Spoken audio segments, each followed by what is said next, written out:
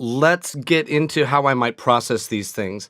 Not going to spend too much time EQing or compressing here. I just want to show you what each individual element might benefit from. So first, I'm going to solo the pluck, which I'm considering my main pluck or my top pluck. Little static. So what I may very well do is bust it out to bus 1, or sum 1, I guess, is taken up by the original sum. Now I'm going to go down to my, let's do tape delay. And you'll notice that this channel strip setting is what I went to instead of bringing up an EQ and then bringing up a tape delay. We've talked about this a little bit before, where these sort of shortcuts will actually save you some time, because I want to make sure that none of this low frequency, and certainly this ultra low frequency, is making its way to this tape delay. So instead of having to do all this clicking and instantiating of plugins and setting them up and everything, I instead go to my channel strip settings that I've created, and that saves me a lot of time, because then from there you can always like, oh, I don't want to high pass it that much, or let's not go so aggressive.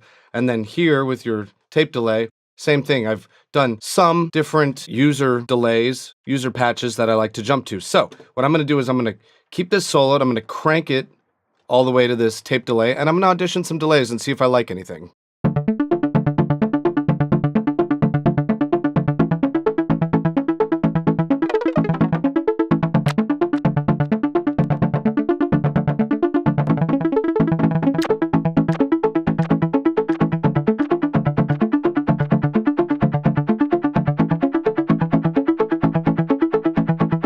Okay, I actually do kind of like that. So instead of just the quarter note, though, let's do a dotted quarter note.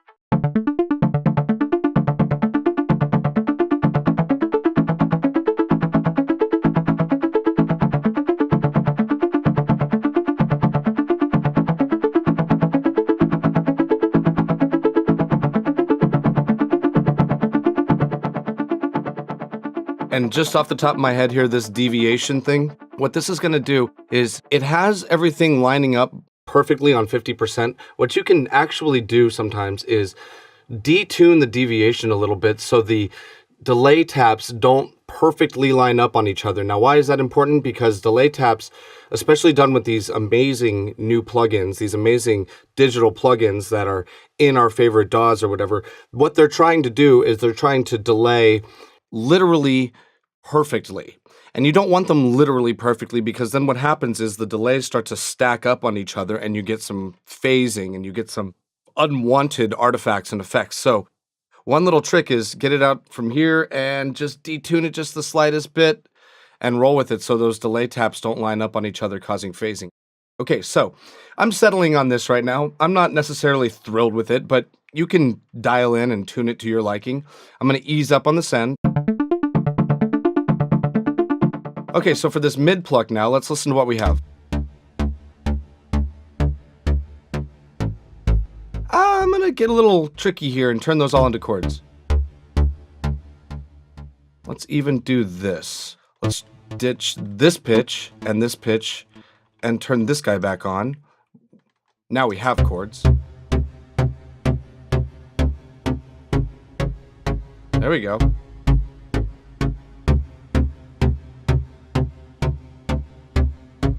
And I like that. Now let's do this. I'm going to go over here, and this one doesn't get used quite enough because people don't really realize what it can be used for. It's under modulation. We're going to go to tremolo. And what happens with the tremolo is, I think a lot of us who, especially guitar players, we know tremolo gives us that sort of vibrato, that kind of warbling effect. What we can actually do is we can ease up on the smoothing, so it's not actually smoothing the sound so much. It's not so consistently wave-like. This is a little bit more blocked off like a square wave, not like a square wave. It literally is a square wave. And what we're going to be doing now is the sound is going to get sent left and right between the left speaker and the right speaker here, creating this sort of panning effect. Now, once again, I want to use something kind of creative here. So instead of just quarter note, what I'm going to do is I'm going to go back down here to half note triplet, and I'm just going to hit play on this, and let's see what sort of randomization it spits out between the left and right speakers.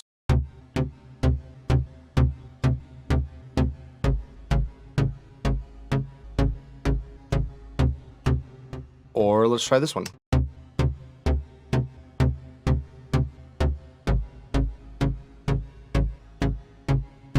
along with the pluck pluck.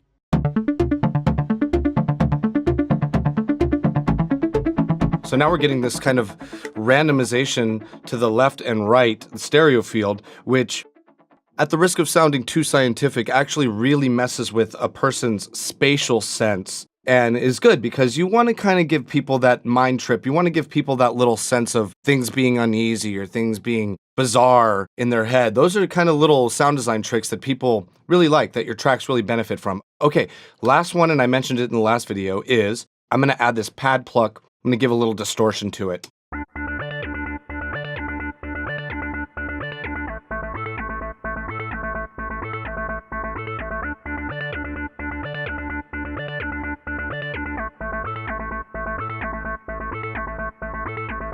So this time I'm bringing up a channel strip setting. You'll notice it's already EQ'd, and I've got pedal board here. I'm going to crank the heck out of that sound to my send.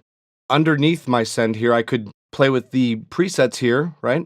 But what I've done is one of my presets is all dists 1, meaning all the distortions. I literally just took all the distortions from here, from this section of distortion pedals, and I put them in a row.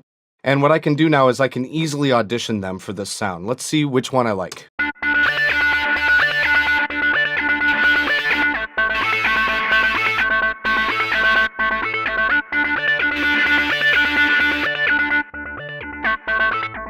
Oops, that was on the whole time. That's kind of cool.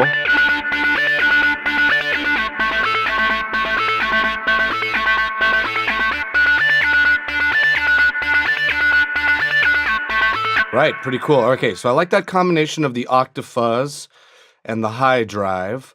I'm going to do one last thing, and this is a really fun trick for getting expression and articulation out of your synths. I'm going to go here to filter. I could use these wahs and do some automation, but I'm instead going to use this auto funk filter, okay? So this is basically just a filter that is reacting internally, and it's going to modulate my signal. And so let's listen to it.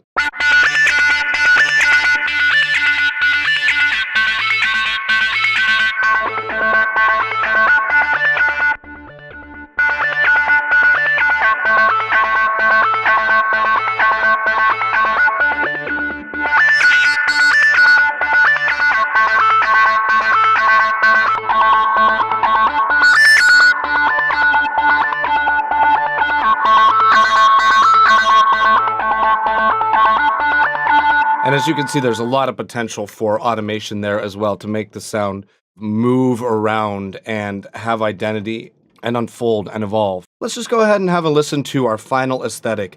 Now again, there's no EQ here, no compression, no summing, none of the things that I would do necessarily as I'm writing, where I like to mix as I write, I like to clean things up as I write. I just want you to understand primarily this technique of writing a very, very simple line and using different combinations of the arpeggio MIDI effects on those lines to create interest and identity. One last trick, one last cool thing before we get into this. I'm actually going to do something that is sort of not musical, potentially. I'm going to cut off that last eighth note, and I'm going to have this thing only counting to 7/8 notes. So it's going to syncopate that chord stab thing in the middle, meaning that things are going to arrive at different times. That's sort of a polyrhythmic thing. It doesn't always work, but I really just want to show you some of the options that you have for expression and for editing on this stuff. So let's just have a listen to what we've done.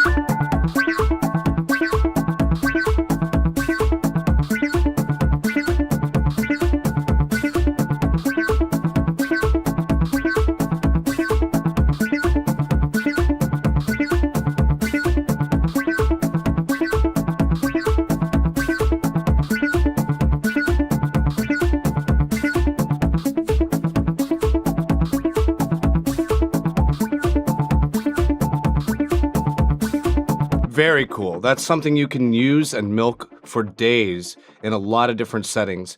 Let's even go here. Supposing you were doing some sort of down tempo or ambient mix.